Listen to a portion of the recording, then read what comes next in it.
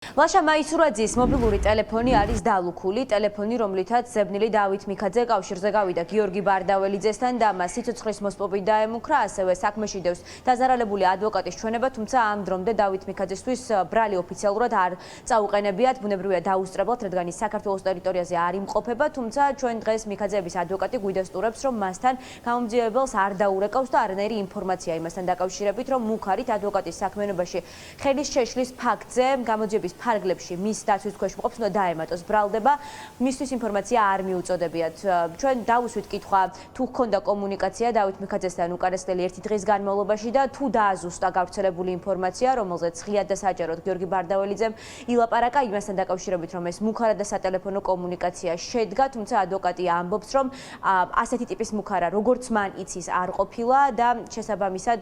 მიუხედავად იმისა, ერქნებოდა თუ არა დავით მიქაძესთან კომუნიკაცია, მას ადასტურებით შეუძლია იმის თქმა, რომ მიქაძე ადვოკატს საქმიანობაში ხელს არ შეუშლიდა და სიცოცხლის ხელყოფით არ დაემუქრებოდა. გაქვთ მოლოდინი, რომ წაუყენებენ ბრალდებას დავით მიქაძეს ხომ არ დაკავშირებიათ ვინმე საგამოძიებო უწყებიდან? არა, რამბულადან დამკავშირებია და ამ ეტაპზე არა ახლა მე იმის ზარგება. აბერებენ თუ არა სიმართლე გიხდით არ ვიცი, იმიტომ რომ არც ის ვიცი რა ჩვენებები მისცა და ასე შემდეგ. აი მიქაძესთან მქონდა თუ არა კონტაქტი ეგეც საკითხია, მაგრამ ნამდვილად ვიცი რომ რაიმე მსგავსი მუქარის ვაირი სადილე რო არ ქონია, ძალიან ზუსტად ვიცი ამბავი რა ვიცი, მე ჩემს ასეც ცნობილი. რის გამო მოხდა მუქარა, საერთოდ იყო თუ არა ასეთი რამ, ეს ყველაფერი ახლა გამოძიებამ უნდა დაადგინოს, თუმცა ფაქტი ერთია, რომ როგორც კი საქმეში გაჩნდა სანდრო წივწივაძის ჩვენება იმასთან დაკავშირებით, რომ მისი მოპარული იარაღები სწორედ დავით მიქაძეს ჰქონდა და სანდრო წივწივაძემ რამდენიმე თვიანი პატიმრობის შემდეგ ხელი დაადო მთაწმინდის საძმოს წევრს და ოთარ ფარცხალაძის უახლოესი გარემოცვის წევრს ამავდროულად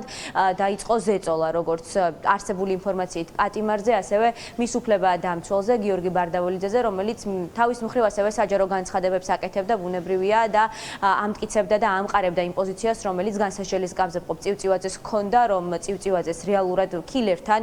ჯანგულაძის მკვლელობის საქმეზე დაკავებულ პირთან არანაირი კავშირი არ ჰქონია და იარაღები მას მოპარეს. ეს იარაღები ჰქონდათ გავლენიანი საძმოს წევრებს და მათ წინააღმდეგ ვერ შეძლო წივწივაძემ, რომ ჩვენება მიეცა ჯერ კიდევ 6 წლის წინ, მიუხედავად ამისა, ფაქტი სახეზეა, რომ გიორგი ბარდაველიძე ახლა სანდრო წივწივაძის ინტერესებს აღარ იცავს და ის საქმეს ჩამოშორდა. ლევან ჯანგველაძის ოჯახის ადვოკატი ამბობს, რომ ბუნებრივია ზეწოლა, რომელიც ხორციელდება საქმის ადვოკატებზე, ემსახურება მხოლოდ და მხოლოდ ერთ რამეს, რომ საქმეზე რეალური ჭეშმარიტება არ დადგეს და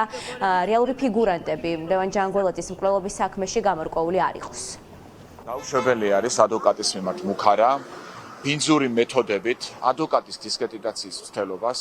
აქვს ერთადერთი მიზანი, რომ მოახდინონ ადვოკატის განეიტრალება, რომ ადვოკატმა ვეღარ შეძლოს თავისი საქმის გაკეთება. რა თქმა უნდა, ჩემს მიმართაც ყველამ კარგად იცის, რომ მქონდა ადგილი სხვადასხვა ბინძური მეთოდებით ჩემი დისკრედიტაციის მცდელობისა, თუმცა ეს ყველაფერი ჩემზე არანაირ ზემოქმედებას არ მოახდენს არასდროს. პირიქით, ბევრად უფრო მეტის შემართებით გავაკეთებ ჩემს საქმეს და ადვოკატის საქმიანობაში მუქარით ხელის შეშლის ფაქტზე იმ შემთხვევაში თუ დაკავებულ ორ პირს დანაშაული დაუმტკიცდებათ, მათ მრავალწლიანი პატიმრობა ემუქრებათ, ამ დრომდე კი პასუხგაუცემელ კითხვად რჩება, როდის წაუყენებს ბრალდებას ოფიციალურად პროკურატურა დავით მიქაძეს, ან საერთოდ დაინტერესდებიან თუ არა იმით, რომ მისი ბრალეულობა სწორედ ამ საქმეში გამოიკვეთოს.